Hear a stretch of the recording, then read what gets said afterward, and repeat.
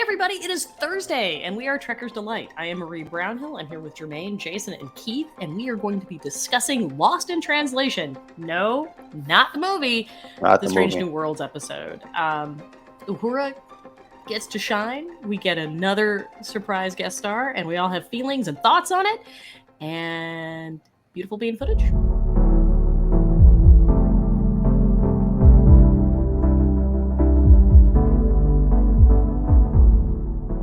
The Enterprise has been dispatched to a nebula to mine for deuterium along with the Farragut, and Pike has fleet command of both the refinery and the Farragut. Meanwhile, Uhura has been lacking sleep and hearing noises no one else can hear. She decides to run a full diagnostic and relies upon the former chief engineer Hemmer for help. We learn things have been slowed down in receiving the deuterium. After leaving the nacelle, Uhura sees a zombie image of Hemmer. Uhura reports to sickbay and learns she was hallucinating due to exposure of the deuterium, and Binga orders her to get some sleep. Commander Riley is in charge of getting the refinery back in line and is assisted by Pelia. Pelia believes there is an underlying cause. Uhura is still having trouble sleeping. James T. Kirk comes aboard the Enterprise for the first time and is taken on a tour by his more handsome older brother, Sam. Pelia returns from a fuel injection port and notifies Commander Riley there is evidence of sabotage. Uhura turns to Spock for help, but he assures her it was her proximity to the deuterium and lack of sleep that is causing her hallucinations. Uhura runs into James Kirk at the bar. Once she leaves the observation deck, she experiences another hallucination where she is violently forced to fight herself, but in reality has hit Commander Kirk. Agreeing not to write her up, Uhura takes him to her quarters to fix his bloody nose. Kirk decides he believes Uhura and agrees to help by checking with the Farragut's doctor. Riley and Pelia lead a team to investigate and find a lieutenant is the saboteur. They quickly realize something is wrong with him medically. Uhura finds herself in another hallucination where several members of the bridge crew die. Commander Kirk returns from the Farragut with the news that the saboteur had previously experienced hallucinations on the Farragut. Mbinga reports that Lieutenant Ramos's language center of his brain is compromised and getting worse. Ramos attacks the doctor and escapes from sickbay. Ramos kills an officer while attempting to cut the power. Uhura has another hallucination and feels everything is closing in until Kirk touches her. She goes back to sickbay. On her way back, she finds Ramos in a port nacelle. She tries to convince him that his hallucinations are not real, but he still tries to blow up the nacelle, so she tries to stop him. Kirk shows up and transports them away before the explosion. While reviewing Ramos's personal logs, Uhura realizes they were having the same kind of hallucinations. She recounts a memory she has where she tried to recreate the death of her parents and brother. Hemmer's death brought back all of those memories. Kirk tells her she must face death by holding on to their memories. That motivation gives her an idea. She realizes she has elevated activity in the language area of her brain. She realizes someone was trying to communicate with her. Sam says extra-dimensional life forms can poke into our dimension and attach themselves onto atoms in our dimension, which allows them to communicate. She finally realizes Starfleet is killing the new life forms and they need to be set free. Uhura contacts Pike and tells him the station must be shut down. While in the turbolift, Uhura receives another hallucination about her family's death. Pike orders the evacuation of the refinery. Uhura screams to fire torpedoes. Pike concurs with a nod from Hemmer. Uhura knows it worked. We learn Spock and Nurse Chapel will not inform Starfleet of their fraternization. Pelia was Riley's professor at the academy, and Riley deserved the C she received. But Pelia knows what has been bothering Riley was really the death of Hemmer, and her presence is only a reminder. Sam decides he's going to write a paper about the life forms living in the deuterium.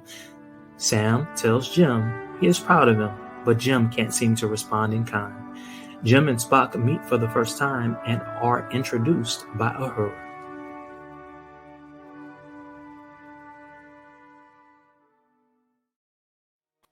Wow, so would you have been mad if somebody else did the recap?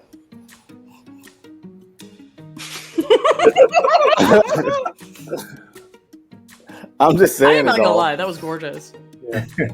That was absolutely gorgeous. I am amazed. That's what I can do when I'm not at work. Starting next week. Right, starting next week is we're going back to our haphazard summary. So yeah. be looking forward to that. Oh, it'll be a good episode to go back to that because it's the crossover. Oh man. Well, I don't know what the next week's is, so I actually kind of don't want to. It's the Lower Decks crossover. We're gonna see purple hair. Oh. Those old scientists, the name of the episode, and they already released a clip of Boimler waking up in sickbay and freaking out as Boimler would. That's awesome. Oh, speaking of which, who was the guest appearance that you were talking about? So we had a guest Kirk. appearance. Oh, I kind of at this point don't feel like he's a guest appearance anymore. I feel like I've been seeing him. There's a whole conversation about We that. could argue that he's had way more lines this season than Pike has. Also, can we have a brief moment to talk about the fact that the actor in question is actually far older than the Kirk is, and like I am no longer believing in a young, vibrant Kirk here. He's like 30. Yeah. He's in his 30s, definitely. So I don't know. And I finally placed where I found him, where I'd seen him before, which I briefly watched the Vampire Diaries before I was like, nope. Loved it. Come on, Marie. We know you are a devotee. Yeah, no. mostly because I lost cable. Man, we are so out of that era now. The vampire era. I know, man. For like 20 years, it was. All the other thing I want to bring up before we get into like the real meat of the episode is, y'all, like the Ramon death like visuals were unnecessary. Like, why did we need to see him turn into an icicle and then do a 360? Yeah. Like, what was that?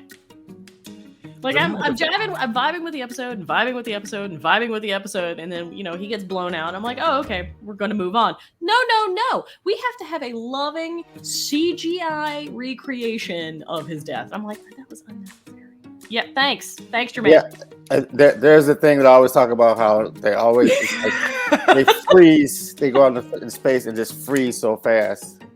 It's like you see, look at it. All right, Jermaine, we can click off of that now. Thanks. Look at the frozen condensation in front of his face. Yeah. I mean, it's that cold in space. I guess that would be the only moisture that would be coming out of his mouth, but I doubt you're. Yeah, no, he is mostly water, and water would freeze in space, so that tracks. Mostly water.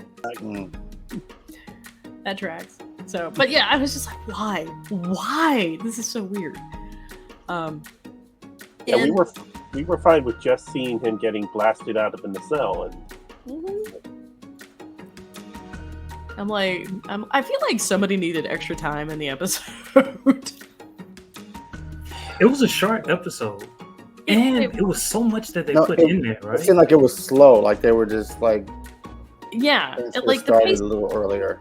The pacing was really weird. I like the episode actually, because I really like what thematically it dips into. I'm serious when I say it's a meditation on grief and how that impacts us and how we deal with it. Because that's, we find out that Ramon was grieving a friend, and that, Uhura has been grieving her family and Hemmer. Did Hemmer's actor come back, by the way? Yeah, that's awesome. That's awesome. Now that's the real special guest star in this episode. Right. Hemmer. That's valid. It was great to see him again.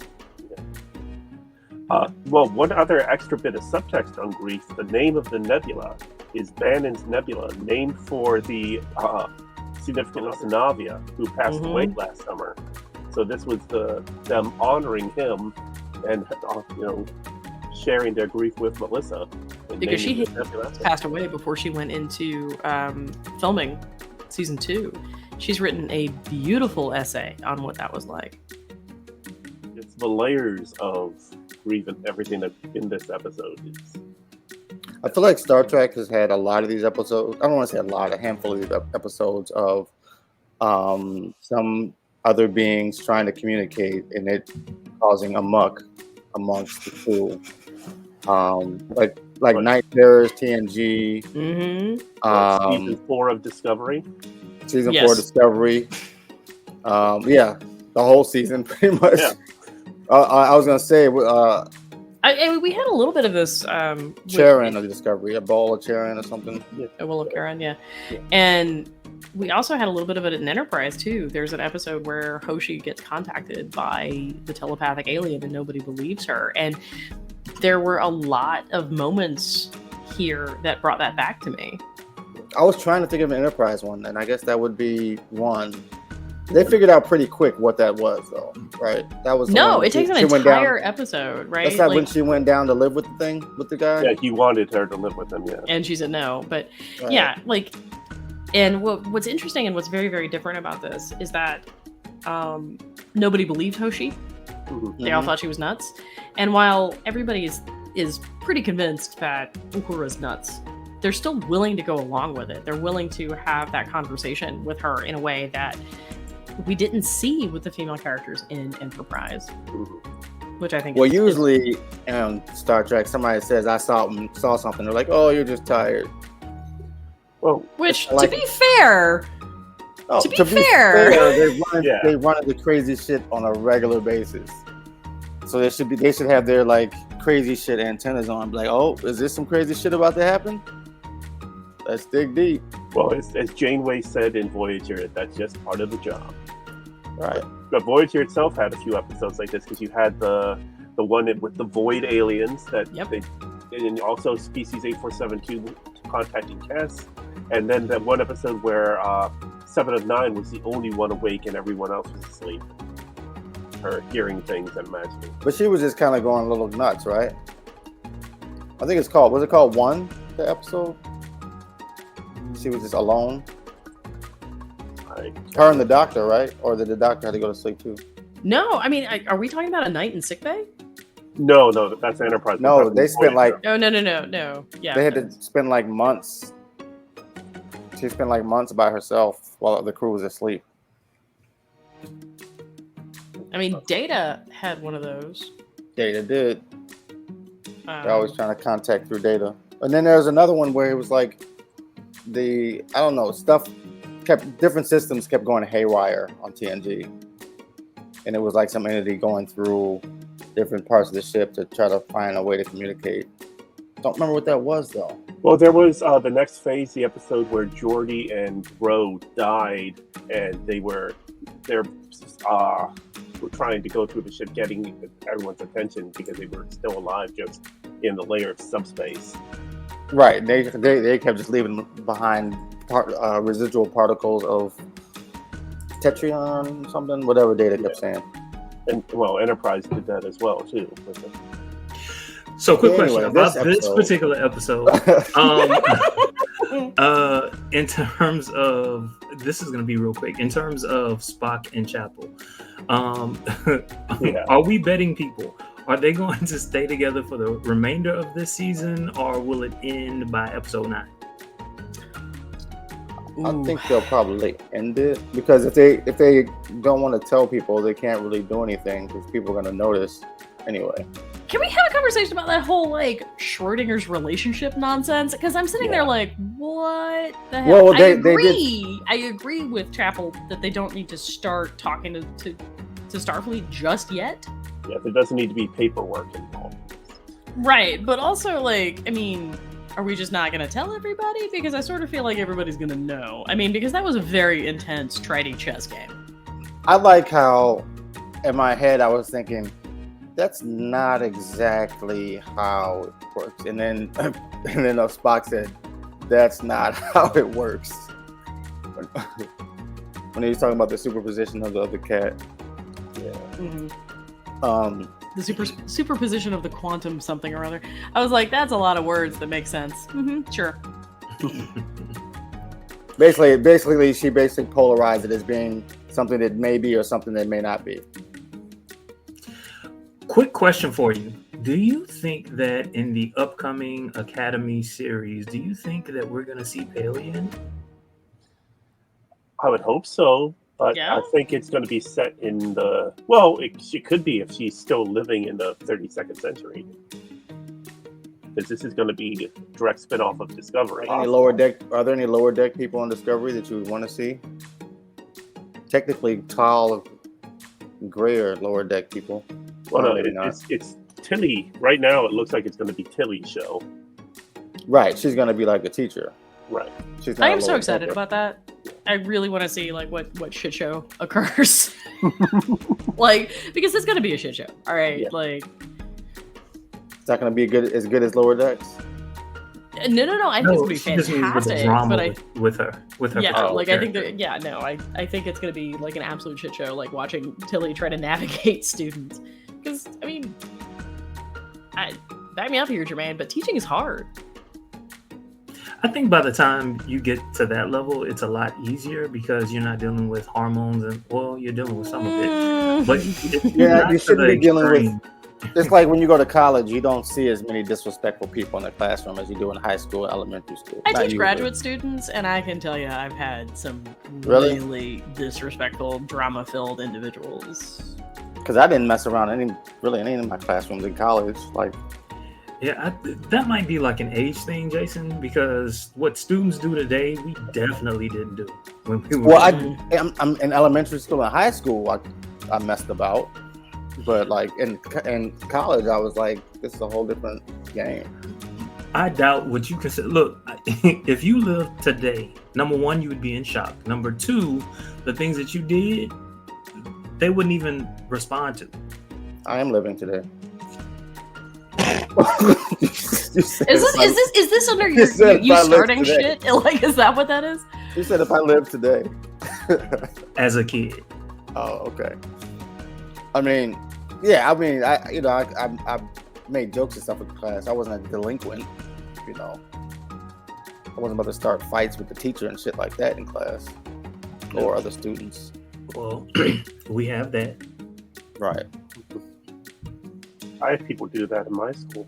This is trouble because one of our teachers was a former WWF wrestler.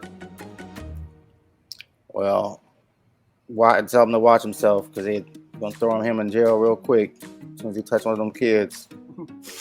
No, Yeah, that got weird real fast. All right, I feel so sorry back for to the teachers episode. sometimes because they defend themselves with these kids and then they're in trouble for defending themselves. It's messed up. By the way, So- Jason, you were right. The name of the episode was One. Was it one? Okay. High level. Your thoughts about the episode. Let's start with Keith first. Well, I found it interesting how many connections between this episode and Star Trek 2009. Like, you had the introduction of Kirk and Uhura in a bar. You had Spock meeting Kirk by way of Uhura there, and it ends the episode with the three of them together, and them, of course, being basically the Kelvin trilogy. They are the three main characters, and just other things that I felt called back to that movie. Which is interesting because, like, it was very definitely a call. Like, last episode was a huge callback. Yeah. Well, remember that Uhura was originally assigned to the Farragut when they were being sent out, but got switched to the Enterprise in the last minute. I think there are other couple little things that now I'm blanking on what they were, but yeah, there were several things that I thought were callbacks to it. It's surprising. All right, Jason, your thoughts? I liked it, but like I said before, I thought it was a little slow pacing at the beginning, like getting to the point of what the show is about. But I do understand they are trying to do more character development than just presenting you with razzle dazzle sci-fi stuff that's happening. So I think that's sort of a good thing. We did want to wrap up sort of like what's going on with because after what happened with Spock and Chapel, you couldn't just leave that without any follow-up whatsoever. Or you could, I guess. That's how you keep people, invested. I did like the episode. I liked that it was a horror based. Yeah, it's good. Marie, I'm gonna make mine really short and then you can go. The only thing about this particular episode that left me saying like, man, they missed an opportunity. La'an and Kirk. There was an opportunity for the two of them there to develop something. I mean, we don't know what's going to happen to La'an's character, right? And because we don't know what that could have meant for James Kirk, right? And so to her, opportunity. To her, she's reminding herself that that's not him. But it could be.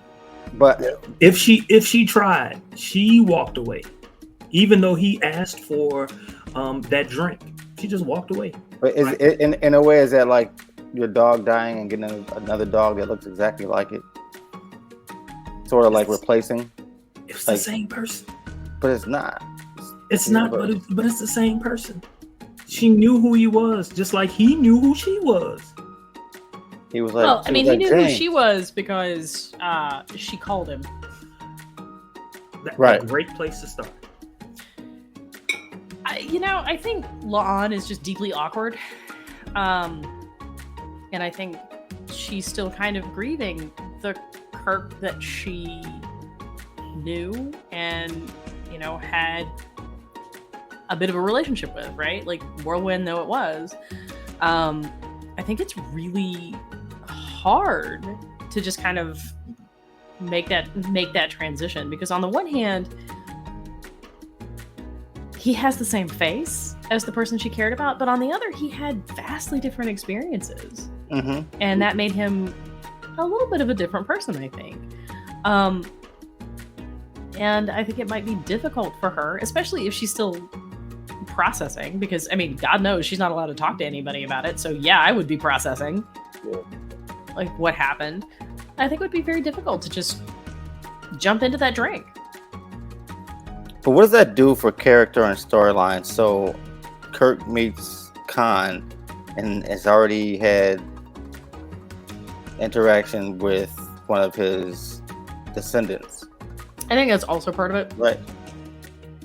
I mean, we haven't seen that. I mean, you think it's like it's cool when they do stuff like that, but then you think about it, it's like, well, if this really happened, then what is it, Earthseed, he would have been like, oh, I knew you're a descendant. Or called her out. So that means she's there, or he would have called her up like, hey, your great granddaddy's here over here. No, I mean running amok. Well, what we've gotten from her about Khan, I imagine that she would not want that call. In fact, that's the least things that she would want, is for him to suddenly come back into her life, or come into her life, or anyone's life.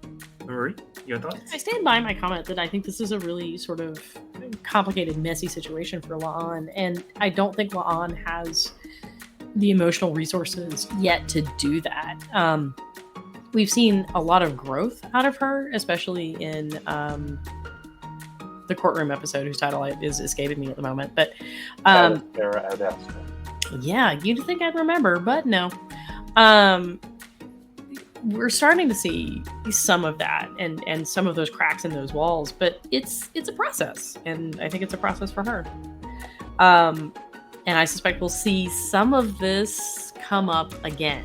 To Jason's point about what is this going to do for character development? Well, hopefully it will be another reason for La'an to open up and to try new things and go in different directions and possibly grow in a different direction. I find myself like judging this series on my own set of criteria that I desired for myself for it. We are all shocked to hear that. I keep saying to myself, does this fit the title Strange New Worlds? Like every time, because I always feel like I want to see more like worlds. But I'm like, well, they did get contacting a new species is contacting them, so that's a strange new world. Yeah, but apparently we can't find a dimensional species, by the way. Like, that's just not a thing we can do this season. I would love... Jordy would have found them in a second. I would love for them to make contact with the Ferengi. Yeah. Except we know that first contact with Ferengi was TNG. Was that that was first contact when they saw them on that planet, and they were remember the laser whips? The most primitive, messed up Ferengi you ever seen. The last outpost from season 1. Yes, yeah, one of those we don't talk about. Well, then the Trill. The laser whips. No, I want the Betazoids, because we could have used the Betazoids this episode. Right. Even Troy, they could have used. She'd have been there like one moon circles. Whatever the molecular makeup of deuterium is, that's what she would have said. Yeah, but can we seriously talk about it? Like, what if it turns like they do first contact, they go down, and it turns out that like Lwaxana is par for the course for Betazoid females, and like if somebody attaches them, like Pike interacts with one of these people, like that would be amazing. Yeah. That would be amazing. Pike would not Pike would not recover, frankly.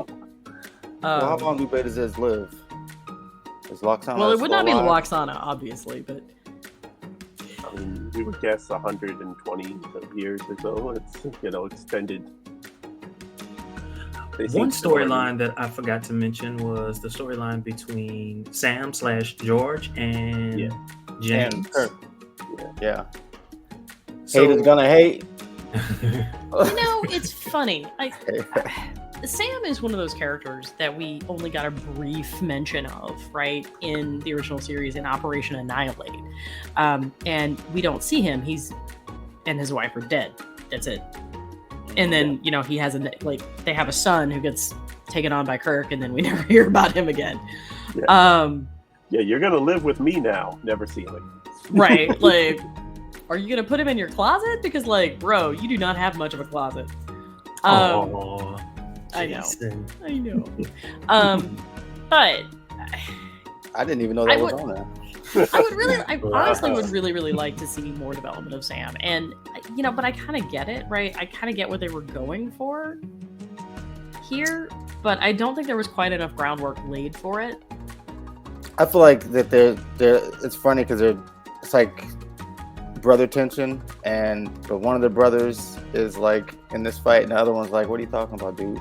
I'm just living my life." Like Sam is like in conflict with, in competition with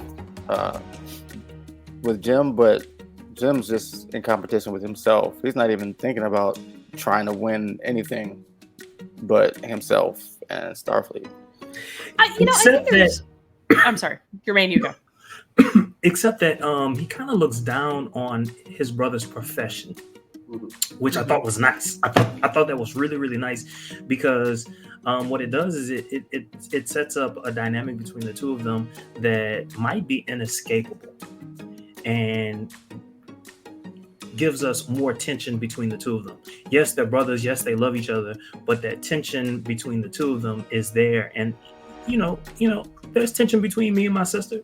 I love her to death, but there's tension, right? Oh yeah, no, there's constant. Real. Yeah, no, I have a brother, and they're constant dick measuring contests, despite the fact that I don't have the anatomy to do that.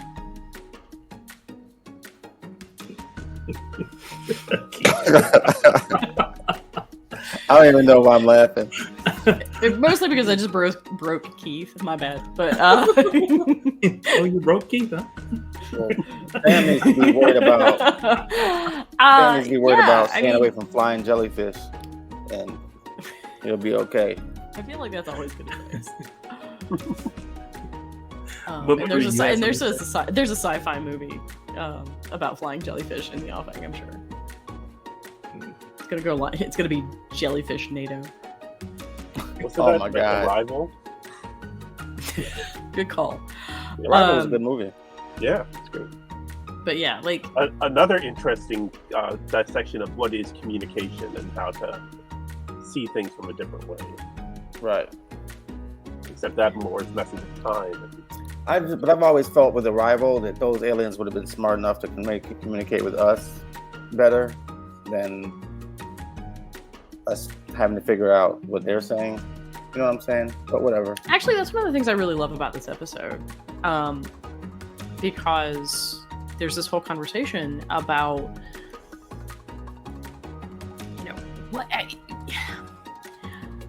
the concept, right, of language and the concept of linguistic similarity is interesting. But when you think about it, there shouldn't be a whole lot of commonality between different species. They're growing up on a different planet. They have a different anatomy. They have different cultures. So language is messy and language is hard. And there's not as much, there's a lot of commonality, but there's not as much commonality as we think. And so Uhura is sort of experiencing communication that doesn't make sense. I think is perfect. I think it's great, and I think it's what would happen. I don't know that we would recognize communication if we saw it necessarily, because their communication may look radically different than what we think it should. But if you think about it, so let's take that Darmok and Jalad at Tanagra, right? This is present tense. This is you and me right now. We are Darmok and Jalad at Tanagra. It's not telling a story. Remember when Darmok and Jalad were at Tanagra? It's saying, hey, this is you and me. We're doing this right now. Present tense. Yeah, but I'm also not trying to communicate a past action to you in that. True, but Darmok and Jalad are a past action. Something that it has a past action. Except the metaphor is. I mean, there's not really, but that's a great example of a language that doesn't have tenses. Right. You know what? This is becoming a linguistics course, and Jermaine's like, please stop. Not my major. But that's what this episode is all about: is the lost in translation, and it's not just Uhura not being able to understand, but the miscommunication between Una and Pelia, the miscommunication between Sam and Jim, the miscommunication between Chapel and Spock. Everybody is miscommunicating in this episode in some way because they're talking about the same thing, but they're not really reaching in it. But it makes sense that they picked Uhura because she's like, well, why me? It's just like, this is your bag, lady. It went into your brain and they saw that you were the one that could do it, which I think, like I always said, this Enterprise, when they introduced Hoshi, what her job is, it was like the best thing that happened to Star Trek. It was like, look, yeah, the communications officer should know how to communicate. Uhura in the original series, what was that, Star Trek 2 or 3, when she was like reading this Klingon book horribly. Star Trek 6: The Undiscovered Country. Yeah. It was like, come on. Michelle Nichols absolutely hated and felt should not have been included. Yeah, she should have been able to just run that script, you know. Yeah. But the idea that she wouldn't know how to speak a dialect of Klingon. Right. I gotta say, I think Nichelle would be really excited to see what they're letting Skeeler Rose Gooding do. Yeah, absolutely. I really so much more than she got to do. How about have a backstory for one? How about a first name? Yes. Yeah.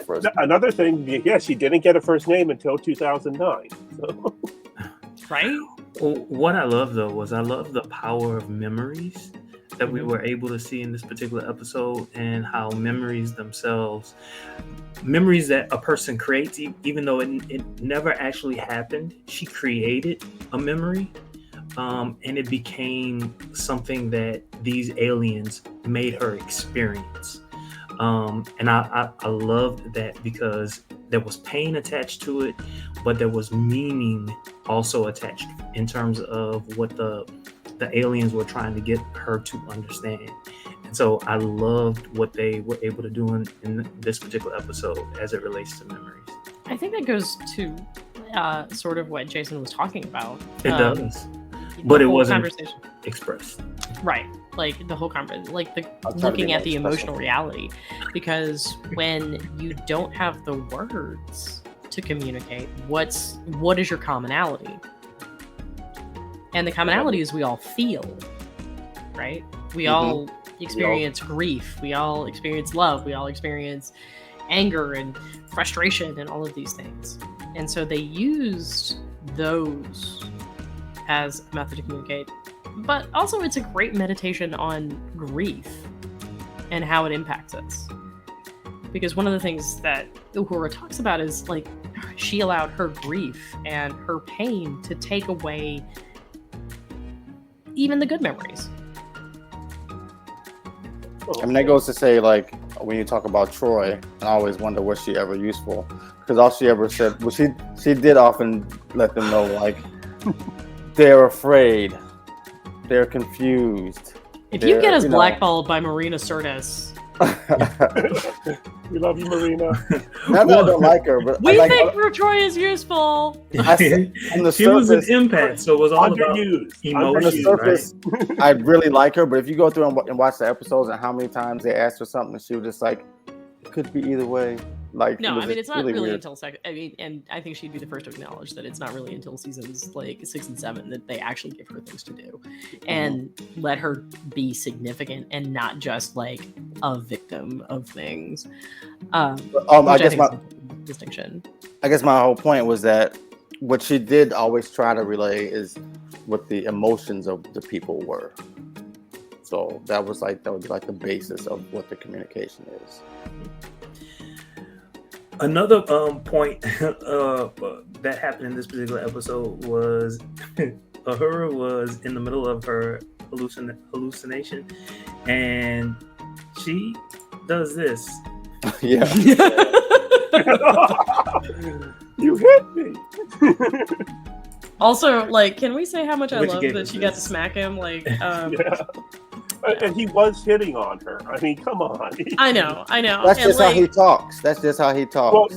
no, because after that he stopped. There's a difference in how he talks to her after after she blatantly tells him no and then leaves because she is not having any of it. Oh, the look on her face there is fantastic. Yeah, But no, isn't that just his character? He's just a charismatic man, and that's just how he talks.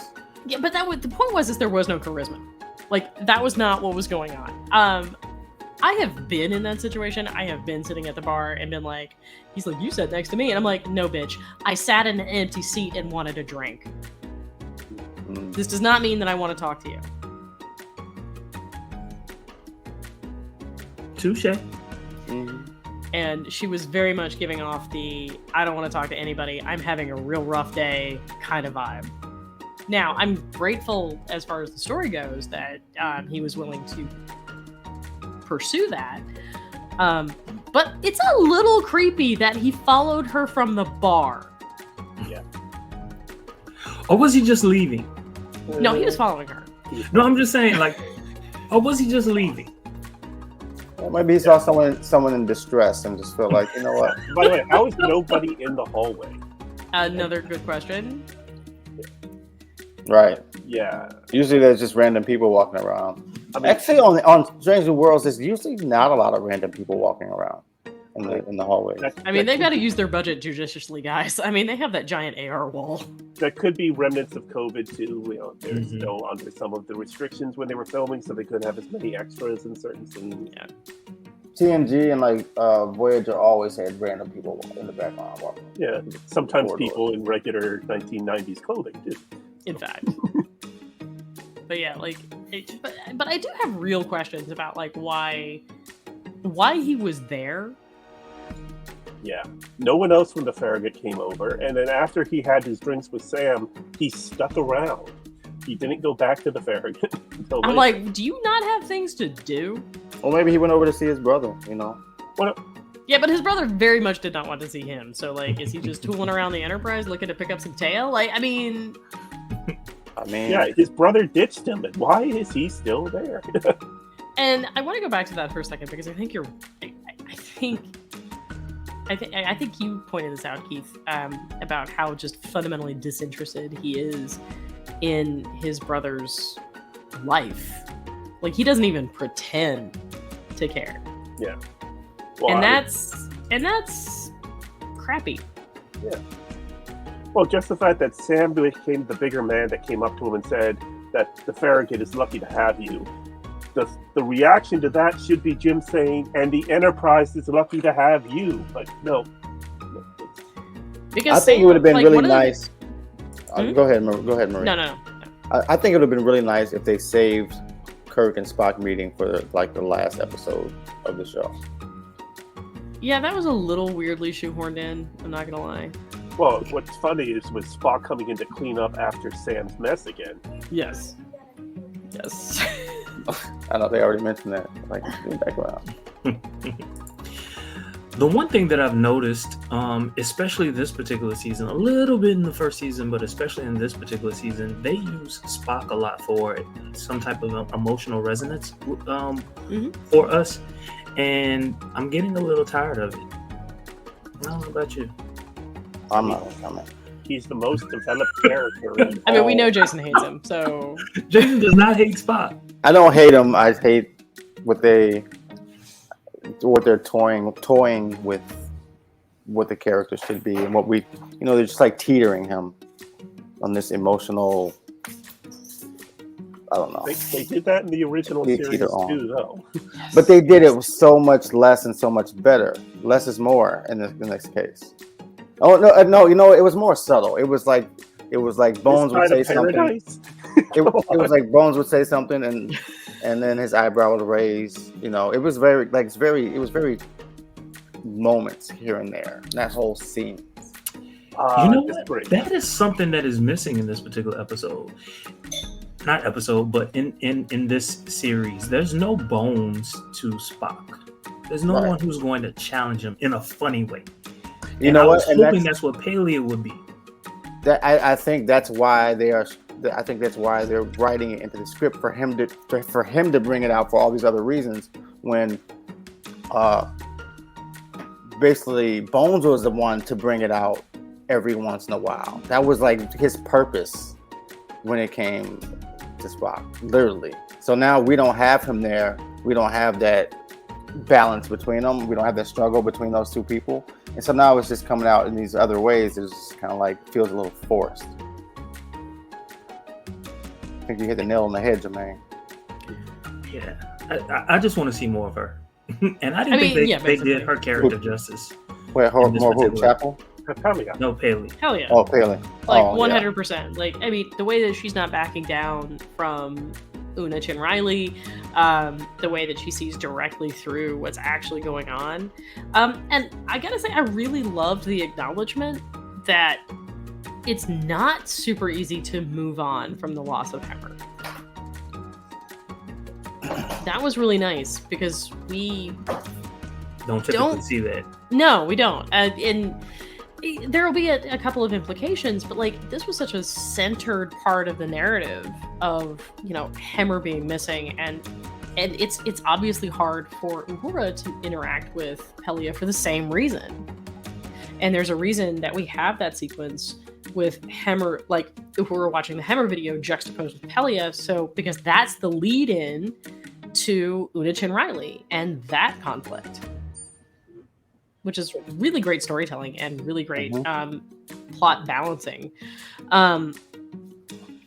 So, but I would really like to see more of Pelia, right? Like, I want to find out more about the Lanthanites. We need a Pelia. And not necessarily just a comical way, because it seems like most of her scenes are kind of made to be a little comical. Except in this particular episode. Well, it wasn't there. Oh, it was there. Hey, there was some hilarity, like with there are respect to the crumbs scene. on your uniform. When did you eat? Right. But that wasn't Bailey. That was Una, which was good for her. That was I know, good right? for her. I know, that was fantastic. But also the whole conversation with like the sea, you deserved that sea, and then it turns on a dime into something far more real. Like, and that's something that this season has done really well, by the way.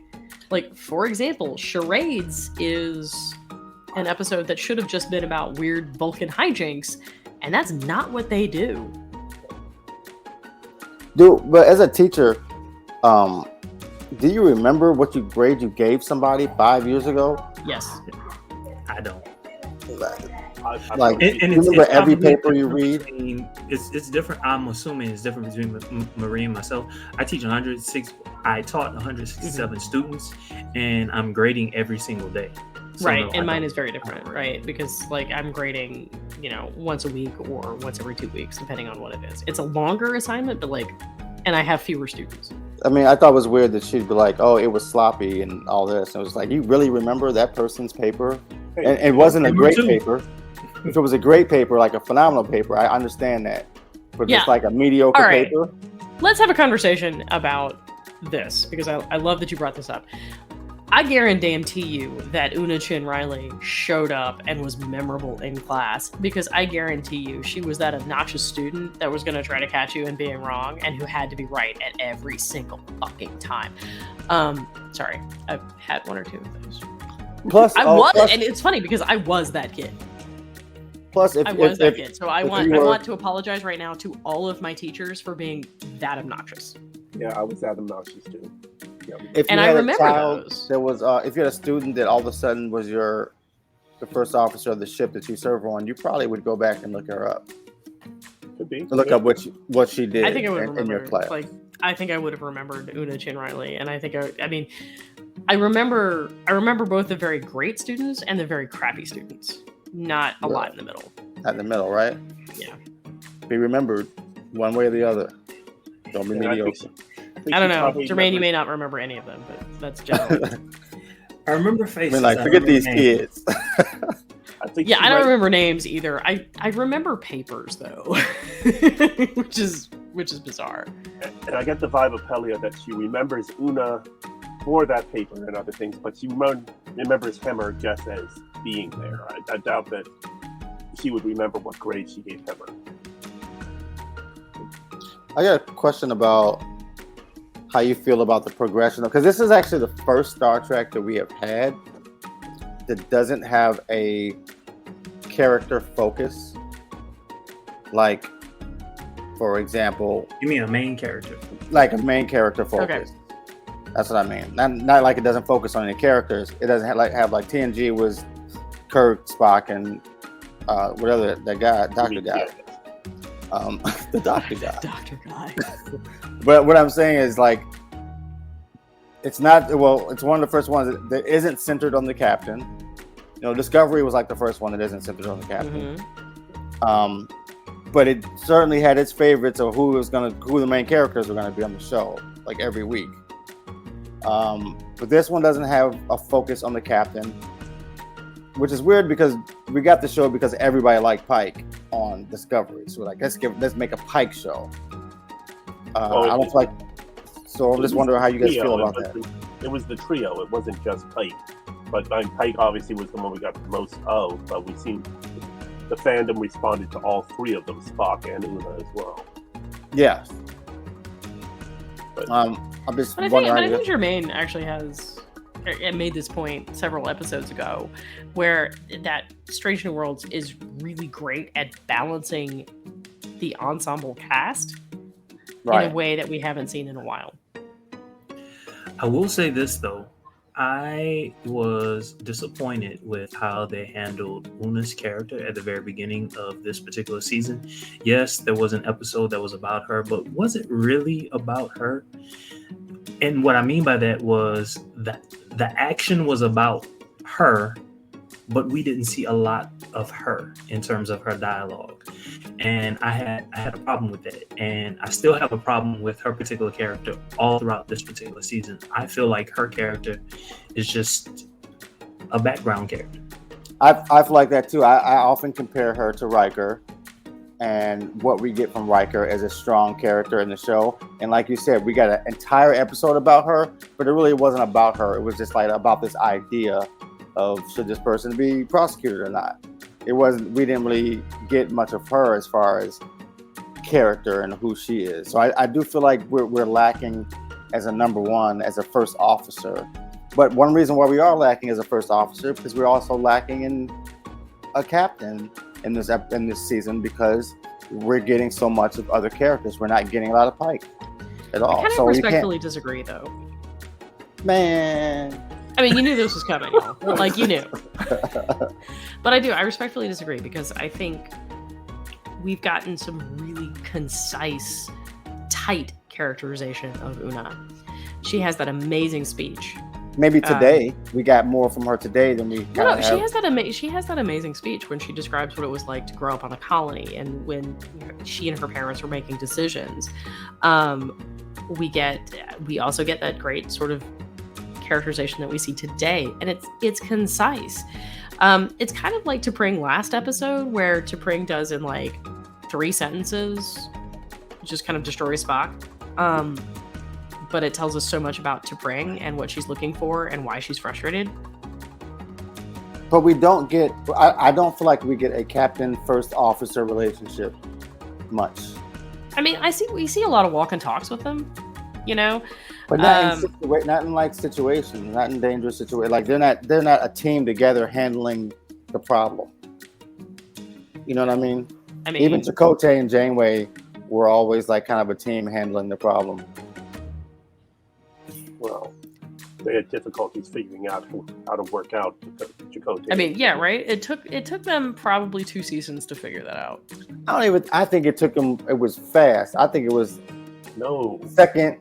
first episode. He was supporting her, even though it was like conflict between the Maquis and whatever. He was still supporting Janeway from the jump, right after Caretaker. You could say they went the whole 7 seasons without not ever really figuring out what kind of character Chakotay was. they never really developed him. He well supported, but he supported Janeway all the time, except for like 3 episodes of the entire show. I do want to say this though, because I felt the exact same way that Jason and Keith felt. However, this is what I felt at that particular moment in time in history. It was important for us to see the woman step forward and the man support. Yeah, I guess so. At that time, I don't necessarily know that it's just at that time either. I'm just saying, like that was a statement that Star Trek was making at that time. Yes, for all the folks who said Star Trek hasn't been woke. I will note one thing about this episode that I found interesting was, for being ostensibly an Uhura episode, it took basically everyone got checked in on in some way, and every storyline we've had this season got moved forward some way. Right.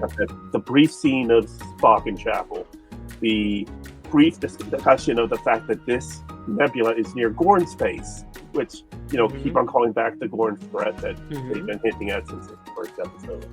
And so every storyline we've been dealing with takes that gradual step forward, while also still having your story of the week. you guys said that this season was going to be about the Gorn. You said that.